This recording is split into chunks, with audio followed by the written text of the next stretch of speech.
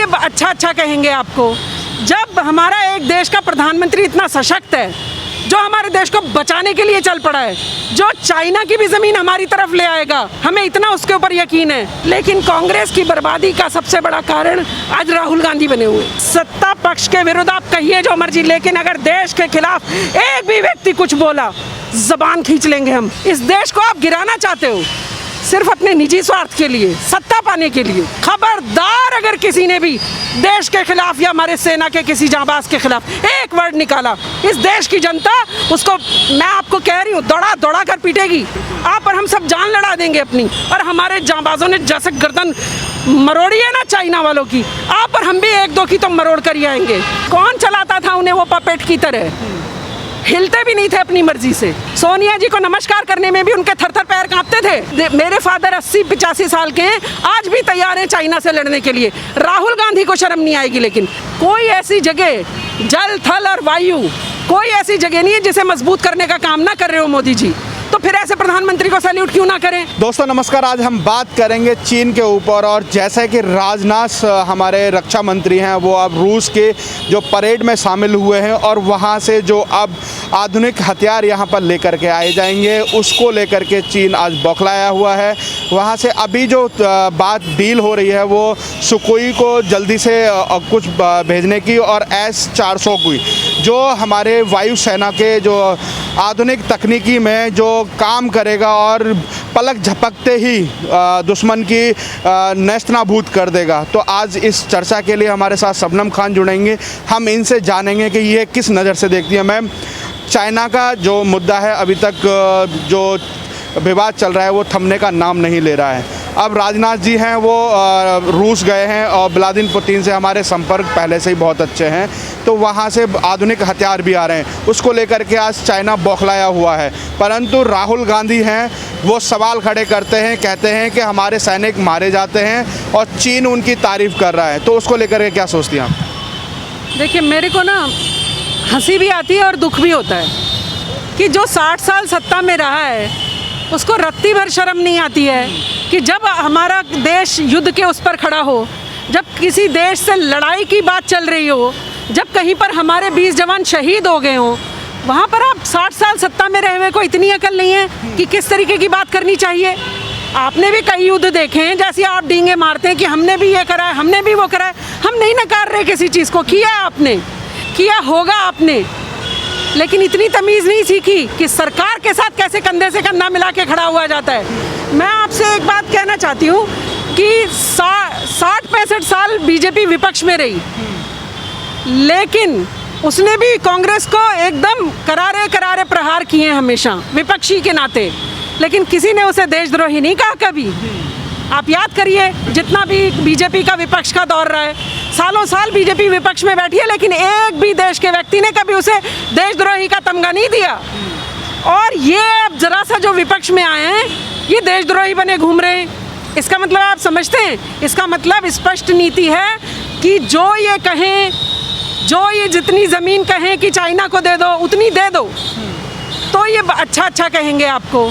जब हमारा एक देश का प्रधानमंत्री इतना सशक्त है, जो हमारे देश को बचाने के लिए चल पड़ा है, जो चाइना की भी ज़मीन हमारी तरफ ले आएगा, हमें इतना उसके ऊपर यकीन है, तब तो आपको साथ खड़ा होना पड़ेगा ना देश। राहुल गांधी तो आरोप लगा रहे हैं कि नरेंद्र मोदी जो प्रधानमंत्री हैं वो सेना के साथ विश्वासघात कर रहे हैं। नहीं, तो आप भी सेना के साथ क्या विश्वासघात करते थे?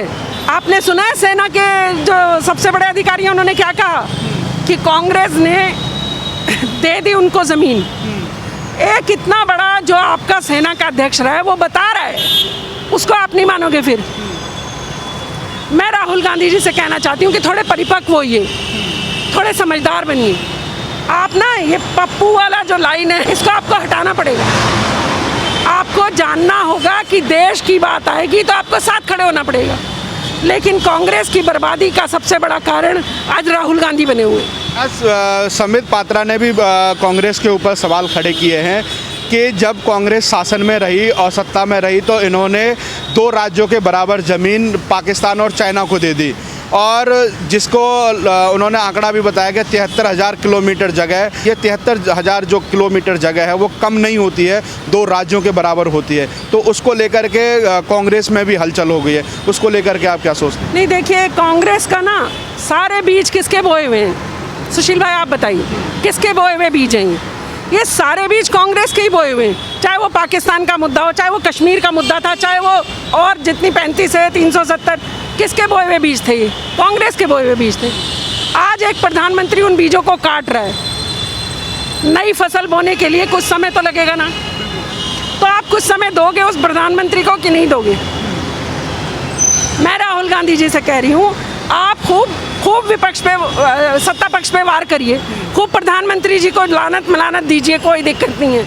लेकिन जब देश की बात आती है तो आपको साथ खड़े होना पड़ेगा। आज सबसे बड़ी बात है कि जो जेपी नड्डा ने सवाल खड़ा किया है कि उन्होंने कहा है कि वंशवाद एक वंश है जो हमेशा से चाइना और पाकिस्तान की बात कर रहा है। सबसे बड़ी बात है कि विपक्ष में और भी पार्टियां हैं, पर और भी पार्टियां हैं वो अगर चाइना के साथ अगर ऐसा तनाव हुआ तो सारी प्रधानमंत्री के साथ खड़ी हैं। सारी की सारी पार्टी प्रधानमंत्री के साथ खड़ी है।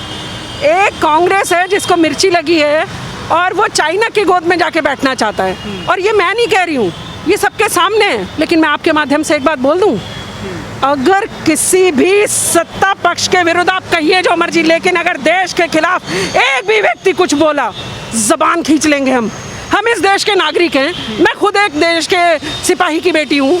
आप सोचिए, इतना गुस्सा आता है सोचकर कि कैसी बातें करते हैं आप मनोबल प्यार नहीं है, आपको सेना से प्यार नहीं है, आपको सत्ता से प्यार है। आप सिर्फ सत्ता पाने के लिए मोदी को इस तरीके से गिराने का काम करते हैं। लेकिन जब चाइना की बात है, आपके मन में पाप भरा हुआ है।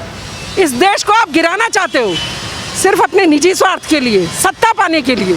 तो मैं आपके माध्यम से कह रही हूँ, खबर इंडिया के माध्यम से, खबरदार अगर किसी ने भी देश के खिलाफ या हमारे सेना के किसी जांबाज के खिलाफ एक वर्ड निकाला, इस देश की जनता उसको, मैं आपको कह रही हूँ, दौड़ा दौड़ा कर पीटेगी। ये शब्द शायद सुनने में आपको खराब लग रहे हैं, लेकिन जब देश की बात आएगी तो ऐसा ही होगा। आज कहीं ना कहीं अगर हम बात करें देश की जनता की, तो सी वोटर के सर्वे में आया है कि 71% लोगों ने राहुल गांधी को नकार दिया है। और 71% लोगों का मतलब है कि कम से कम देश की जनता का क्या ज़रूरत है? सर्वे की क्या ज़रूरत है? अभी आपको 2 बार कितनी बुरी तरह से नकारा है ना। 303 सीट किसकी आई हैं?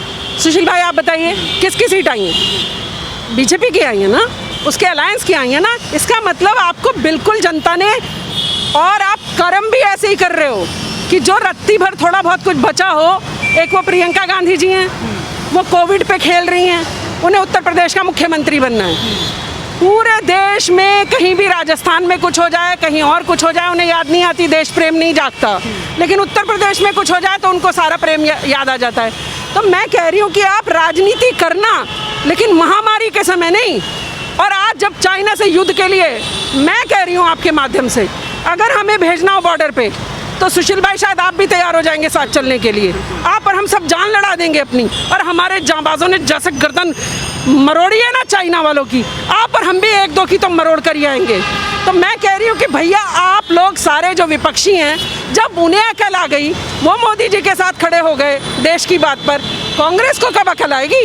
कब सीखेंगे राहुल गांधी? और वो सोनिया गांधी जो इतने साल राज करा है, उनको भी थैला भर अकल नहीं आ रही है। शर्म करिए थोड़ी।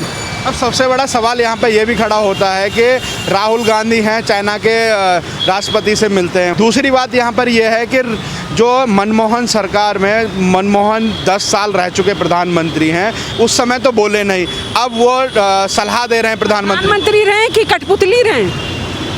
मनमोहन सिंह जी क्या रहे? कठपुतली रहे। कौन चलाता था उन्हें वो पपेट की तरह? हिलते भी नहीं थे अपनी मर्जी से। नमस्कार करने में भी उनके पैर कांपते। आप 1000 वीडियो देख लीजिए। सोनिया जी को नमस्कार करने में भी उनके थर-थर पैर कांपते थे।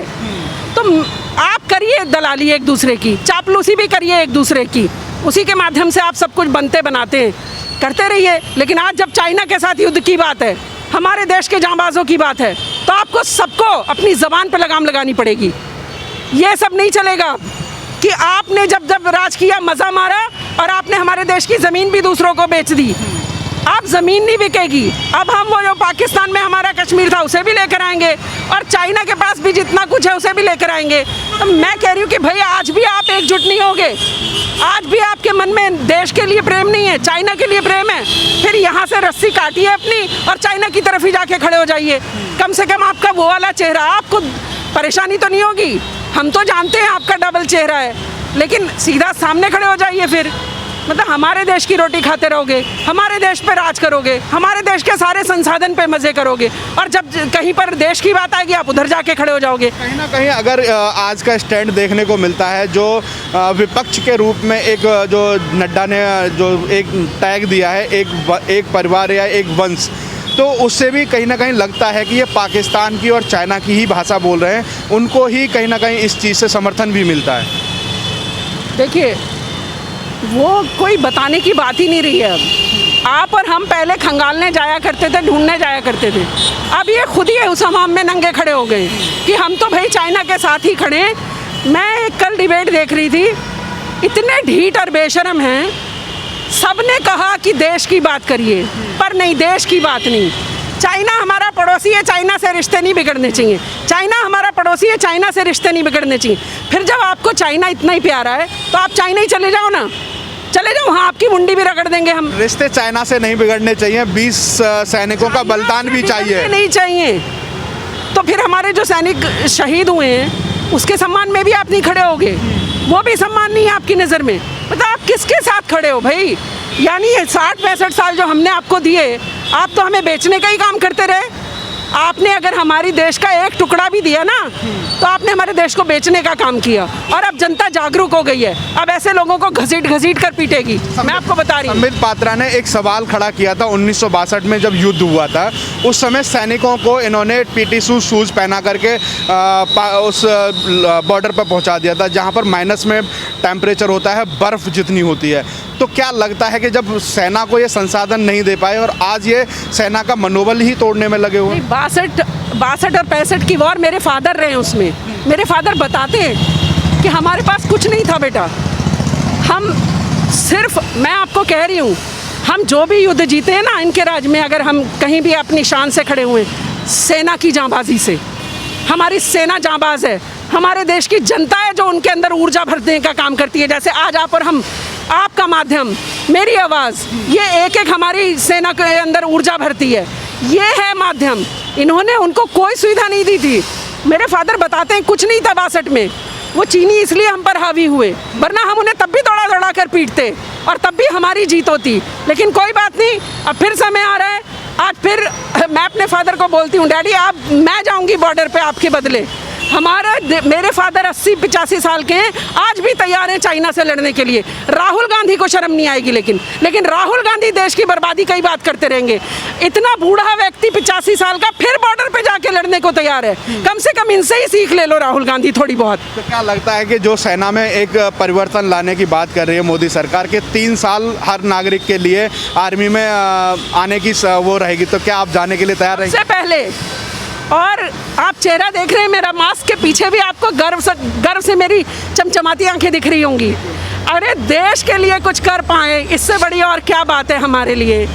इसमें पूछने सोचने की कोई बात ही नहीं। मैं तो बल्कि अभी भी कह रही हूँ, मोदी जी सबसे पहले हमें मौका दीजिए, हम अपनी सेना के आगे खड़े होंगे। हमें दीजिए दीवार, जो चाइना की दीवार है ना, हम जो देश के नागरिक हैं एक दीवार बना देंगे अपने देश के सामने, और किसी भी दुश्मन को घुसना तो दूर की बात, आंख भी नहीं उठाकर देख लेंगे। और सिर्फ वहाँ की क्यों बात कर रहे हैं आप? मैं कह रही हूँ, मैं हमेशा कहती हूँ सुशील भाई, आप याद करिए कि ये जो देश के दुश्मन है ना, अंदरूनी जो भीतर बैठे हुए हैं, इनको सबक सिखाना बेहद ज़रूरी है। पहले मैं आपके माध्यम से कह रही हूँ, इन सब की आंखें निकाल ली जाएंगी, और जैसी गर्दन वहाँ मरोड़ी है ना, ऐसी यहाँ देश की जनता मरोड़ देगी। अब भी सुधर जाओ सारे लोग। मेरा आखिरी सवाल होगा कि जैसे कि विपक्ष में बैठी हुई मायावती हैं, उन्होंने तो कहीं ना कहीं मोदी सरकार का फेवर भी लिया है, और उन्होंने आज ये कहा है कि आज अगर चीन के साथ हमारा युद्ध होता है तो हमको सरकार पर भरोसा करना चाहिए। जैसे पूरे 130 करोड़ जनता है जैसे विश्वास कर रही है, तो हमें विश्वास नहीं तोड़ना चाहिए। और जो विपक्ष है, कांग्रेस है, जो सवाल पे सवाल दागे जा रही है, उसको लगाम लगा लेनी चाहिए। अरे मायावती जी को ही सलाम करना चाहिए। चलिए, उनको इतनी अकल तो है कि जब देश की बात आए तो साथ खड़े होना है। उनको इतनी अकल तो है ना कि जब हमारे को देश युद्ध स्तर पे कहीं पर जाना हो तो सरकार के साथ कंधे से कंधा, शाना बशाना खड़े होना है। तो मायावती जी का धन्यवाद। ममता बनर्जी जी ने, हम वो कहते हैं ना, उनको भी अकल आ गई, लेकिन राहुल गांधी को अकल नहीं आई, क्योंकि ये लोग हैं शाही खानदान वाले। इन्होंने हमेशा राज किया है, मज़ा किया है। मैं मोदी जी का धन्यवाद करना चाहती हूँ इसके लिए कि हमारी सेना कमज़ोर थी। आप याद करिए थोड़े टाइम पहले वाला, गोला बारूद नहीं है, आपने हमने सुना था। आज हम शान से कहते हैं हमारे पास सुखोई है, हमारे पास ये है, अपाचे है हमारे पास, और अभी रक्षा मंत्री लेकर आएंगे। कोई ऐसी जगह, जल थल और वायु, कोई ऐसी जगह नहीं है जिसे मजबूत करने का काम ना कर रहे हो मोदी जी। तो फिर ऐसे प्रधानमंत्री को सैल्यूट क्यों ना करें? फिर आप कहते हो आरएसएस के हो, बीजेपी के हो। हाँ, आरएसएस के और बीजेपी के होंगे, शान अगर कोई हमारी बढ़ाएगा देश की तो सारे लोग वहीं जाएंगे, क्या दिक्कत है उसमें? आपके जैसे देशद्रोही कहलाने से तो अच्छा है कि किसी भी जो भी देश के साथ जुड़ा हुआ हो उसके साथ जाके अपनी गर्दन कटा दें। बहुत बहुत धन्यवाद।